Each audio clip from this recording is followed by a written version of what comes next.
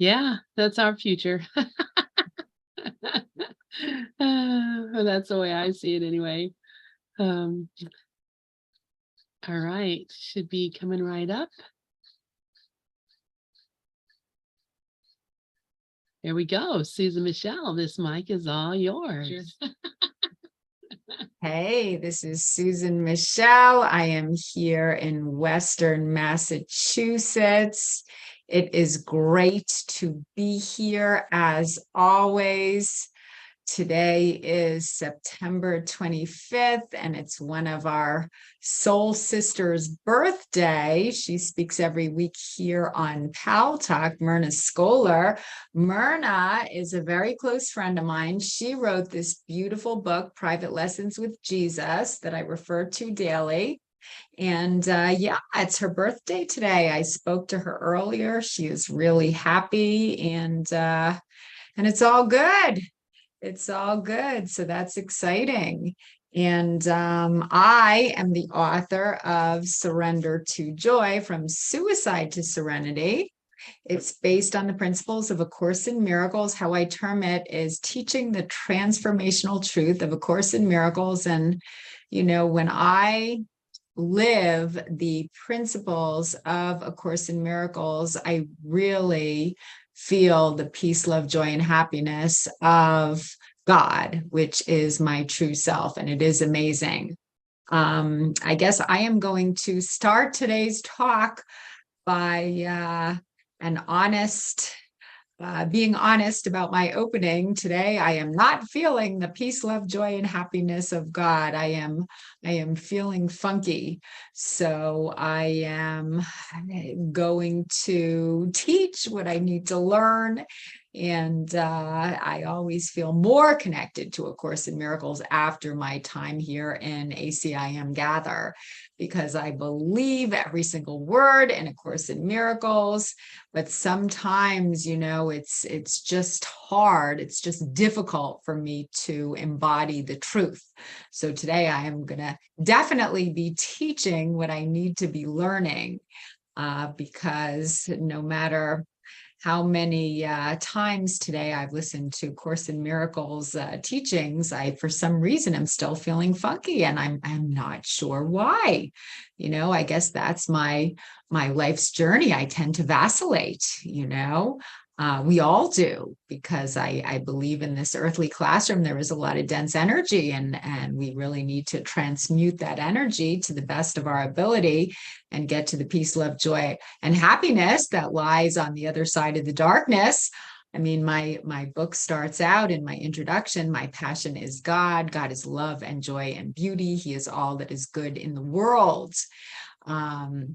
Everything else is our own miscreation. When we are filled with joy, we are connected to God. When we are not joyful, we have lost our connection to all that is real. So today, I have lost my connection to all that is real. There is nothing to find. All we need to do is surrender. The truth can be clarified with 3 words. There is surrender to joy. There is nothing to find. All we need to do is surrender. So what I'm saying in my introduction is there's nothing to be found in the outside world, because the outside world is only a reflection of an internal condition. What I'm searching for, what we're all searching for, is our inner connection to peace, love, joy, and happiness. And once we can access that place, then we can go out into the world and extend God's love to our brother. So it's always an internal searching, I believe. And that's what A Course in Miracles is teaching me to do, teaching us to do. A Course in Miracles is teaching us to connect to our inner guidance. It's teaching us what the blocks are. So when we can identify the blocks, we can make a conscious decision to release those blocks and gain access again to the truth of who and what we are. And sometimes it's difficult. Sometimes it's difficult. I am going to start out today by reading one of my favorite paragraphs on page number 28 of the text, which is in chapter 2. And what Jesus writes here is he writes, it's an indented paragraph. He writes, I am here only to be truly helpful. I am here to represent him who sent me. I do not have to worry about what to say or what to do because he who sent me will direct me. I am content to be wherever he wishes, knowing he goes there with me. I will be healed as I let him teach me to heal. You know, as we can see the Christ-like state in our brothers, no matter where we are, when we can extend God's love to them in whatever way that the miracle plays itself out, whether it be verbally, whether it be non-verbally, when we can extend a miracle to our brother, not only is our brother healed, we are healed. You know, that's what a miracle is all about. A miracle saves time, is what a miracle does. It saves time. And because the only reason we are experiencing time right here, right now on this earthly plane is because healing is needed. And when we can extend God's love to our brother, it just saves us a lot of time so we can access that state of heaven right here, right now. And that's what heaven is. Heaven is a state of mind where we understand that there is nothing to fear. Heaven is a place of peace, love, joy, and happiness. It was interesting because this morning I was on my way to the reservoir, the local reservoir, to run. You know, I run 5-6 miles every morning, just about. And I was passing this man on the street, and I have seen him standing on the side of the street for over a year. And he's not there every morning, but he's there some mornings. And you know, he has a sign that has a God bless you written on the sign. And he's asking the cars to stop and give him money. And I've had numerous conversations with him. And when I'm in my right mind, I never feel sorry for him. It's interesting how our mind works, because A Course in Miracles is very clear that pity is not of God. Pity is of the ego. Sympathy is of the ego. So when I feel sorry for him because he's out there asking for money, I know that I'm not in my right mind. You know, when I stop the car and I talk to him, and I'm just feeling like, you know, he's part of the sonship just as I am, and I refrain from feeling sorry for him, then I know I'm in my right mind. This morning, for whatever the reason, since I'm feeling a little funky, I was feeling a little bit sorry for him, you know, and he's a very nice man. I mean, the conversations that we have are lovely. For whatever the reason, that's the part that he's playing at this point in time in this lifetime. You know, he thinks he's poor. He thinks he needs money. That's what he's putting out to the universe. And that's what's, I guess, being reflected back to him. But it's not, again, it's, I know whenever I feel sorry for someone else, what I'm really doing is I'm feeling sorry for myself, because pity is just not of God. Oh, and then Lynn wrote something in the chat room. That's his job. It is his function. He's playing his role perfectly. Yep. Just to realize that, you know, he's playing the role of a person begging for money, however you want to describe it, and he's playing the role perfectly, but it's not up to me to feel sorry for him. You know, now that I'm talking about this, I remember this movie I think it was with Jim Carrey, where he played the role of God, Bruce Almighty. And I think at the end of that movie, the actor that was God, it was a black actor, went up to a homeless person, and he graciously gave this homeless person money, and then all of a sudden the homeless person changed into like a beautiful angel from heaven. I think Morgan Freeman is the name of the actor that played God in Bruce Almighty. Lynn just put that in the chat room. Thank you, Lynn. And he went up to a homeless person, and he saw the homeless person for who he truly was, which was not a beggar, it was a child of God. And then the whole demeanor, the whole homeless person character just changed into a beautiful angel from heaven. So when we can see through the external shells of people to the truth of who they really are, we're seeing them clearly. When we feel sorry for anyone, we're not seeing them clearly, and I'm very aware that I always have this choice. I work part-time in a nursing home right now, and sometimes lately I have been really enjoying this job, and I know that whenever most of the people that are in the nursing home that I work are on their way out of this lifetime, not all of them, but the large majority of them. The majority of them are in walkers or wheelchairs. The majority of them have some form of dementia, just because they're at that final stage of life, and it's not uncommon to have some kind of dementia at the end of our life.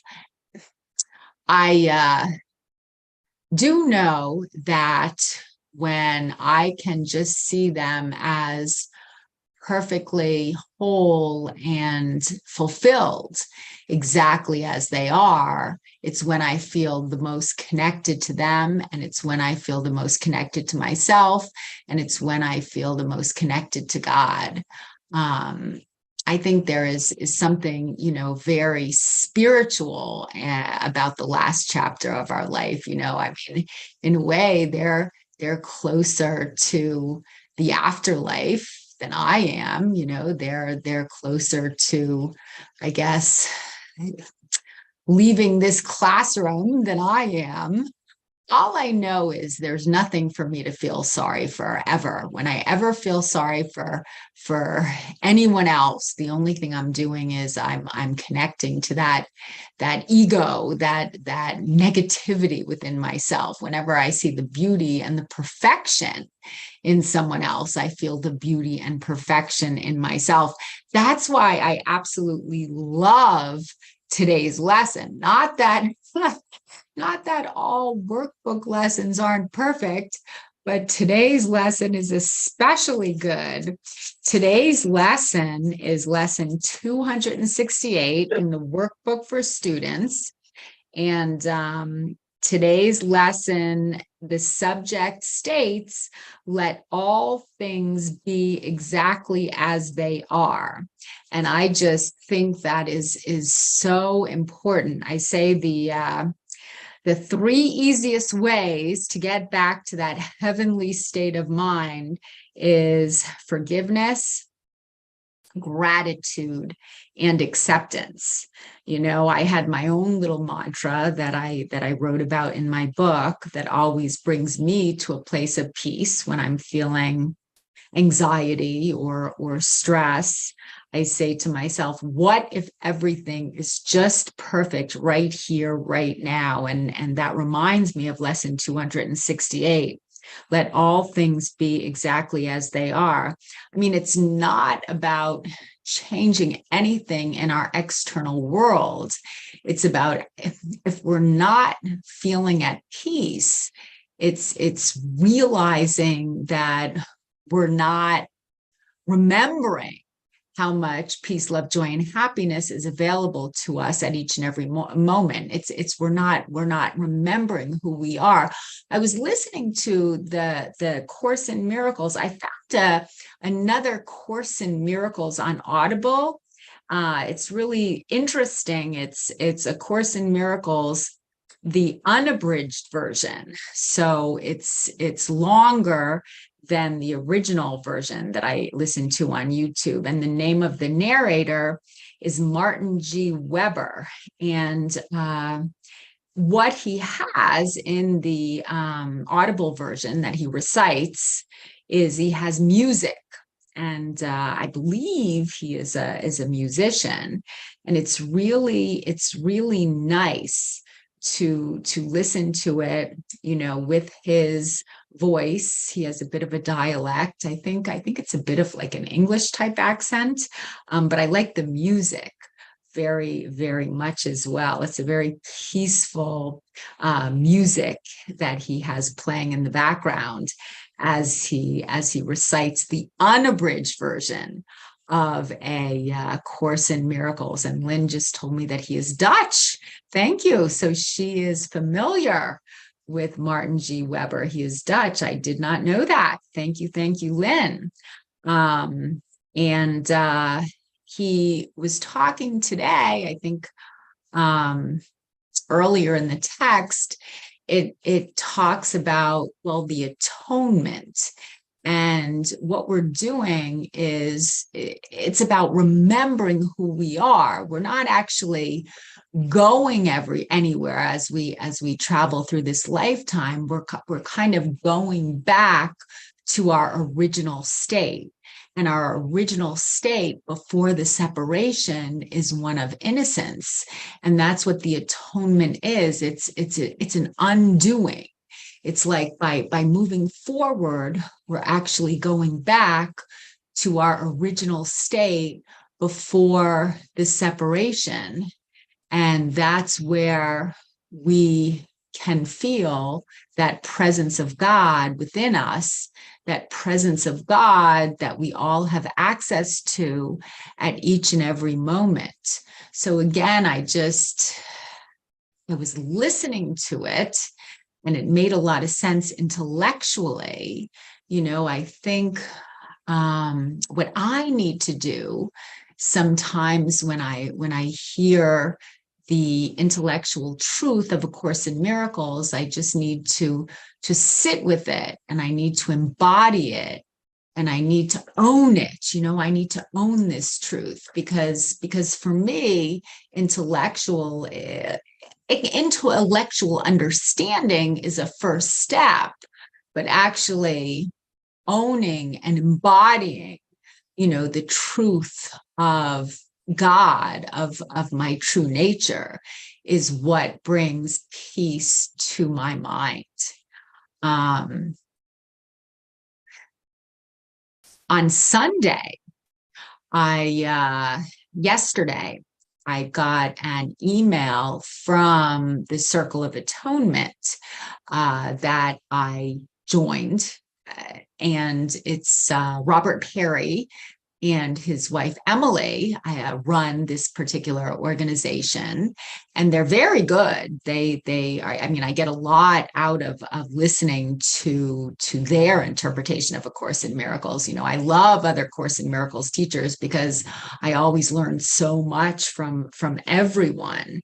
And Emily gave the Robert Perry's new wife, I believe they got married a few months ago.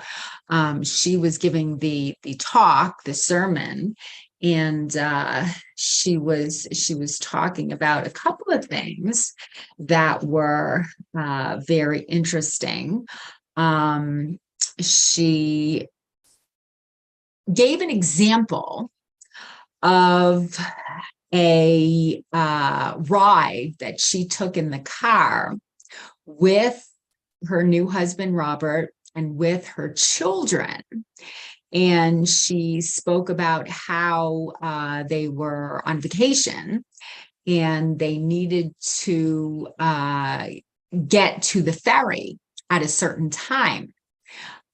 And she was in charge of the GPS, and she directed them to the ferry, so she thought. But what happened is, because she plugged in the wrong address, she actually took them to the opposite side of the island. So they were supposed to be at the ferry on one side of the island at 3 o'clock, but because she didn't navigate correctly, she took them to the opposite side of the island, which they showed up, a few minutes early. But because they went to the wrong side of the island, there was no way they could catch the ferry, which was on the opposite side of the island at 3 o'clock. So she made a mistake by plugging the wrong address into the GPS. And she said that her children were frustrated that they missed the ferry, and they projected a lot of their frustration and guilt, onto her. And she felt very guilty for navigating incorrectly and making the family miss the ferry. So she started to, condemn herself. And what happened was her husband, Robert Perry, was the one that said, no big deal. We'll make this an adventure. It is what it is. Everything happens for a reason. Life is good. And he was like the only one in the family that didn't project his guilt onto her. And she said that added a lot of relief to the situation.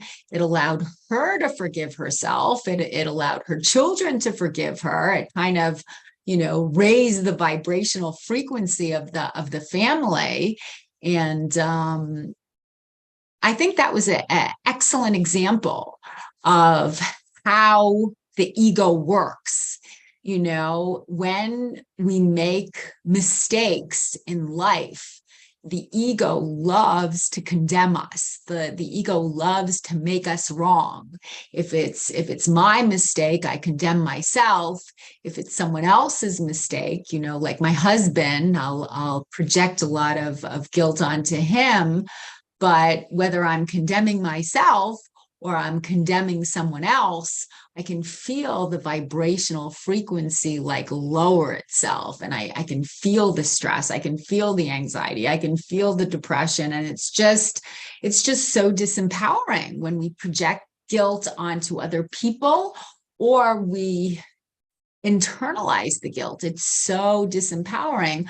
But when we can just kind of, accept our mistakes and accept other people's mistakes and forgive ourselves and other people, it's a more expansive, empowering way to live. So I thought that was a really good story that she told in her sermon yesterday. I have this little a little business card that I saw today on the refrigerator, and I thought I would bring it into my talk. It's a Lisa Natoli little postcard, because she's or a little business card, I should say. She's like one of my favorite Course in Miracles teachers. And what she has on her business card is and it's an old one. This is from quite a few years ago, but I still have it hanging on my refrigerator. She has, healing is the one ability which everyone can develop and must develop if he is to be healed. And that's from A Course in Miracles. So it's like we all have the ability to heal ourselves. We all have the ability to keep ourselves plugged into the God socket. We all have the ability to overcome the darkness and step into the light, and everything in life is a lesson or a blessing. So that little story that I heard from Emily Perry, if I have her last name correct, it was a really nice story, because stuff like that, we have choices like that all the time. Are we gonna Are we going to focus on someone else's innocence, or are we going to focus on their guilt? And if we focus on their innocence, we feel our own innocence. If we focus on their guilt, we feel our own guilt. And yeah, Lynn just told me that Emily, Robert Perry's wife, her name is Emily Bennington, I believe, but she's very, very good. Emily Bennington. She's a very, very good speaker, and I really enjoy listening to her. And she's also a beautiful lady. She's a very beautiful lady. She went on to compare the foundation of traditional Christianity to A Course in Miracles. And I find that fascinating when people talk about the differences, because, and it's not like I want to throw traditional Christianity under the bus. I don't mean to be like that, but by understanding what doesn't make sense to me in many of the traditional Christian teachings, it helps me to understand what I am drawn to. What she went on to say is that the foundation of traditional Christianity and how it's taught today is that Jesus died for our sins and we are all sinners. And I hear that, when I go to traditional Christian masses. And it's so different from A Course in Miracles, because A Course in Miracles is saying, no, we're not sinners. We're innocent. I woke up this morning, saying a little mantra to myself. I am innocent. I am free. I am as God created me. Course in Miracles focuses on the fact that we are innocent. We're not sinners.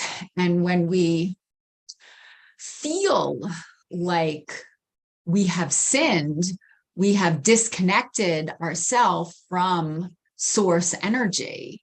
When we realize that we never did anything wrong, and this is what true forgiveness is all about. True forgiveness is not true forgiveness is not making the error real and then forgiving it. True forgiveness is seeing that the error never really occurred. True forgiveness is seeing the sin as just a mistake. And, just like you erase something on a chalkboard, you can erase the mistake and just realize that it has no power over us, because God doesn't see our sins. God is this entity of unconditional love, compassion, and forgiveness. And because he is unconditional love, he only sees the unconditional love in us. And that's just so beautiful. So when I can connect to that entity, when I can connect to that way of being, when I can realize that I'm innocent and so is everyone else, it's just really a beautiful way to live life.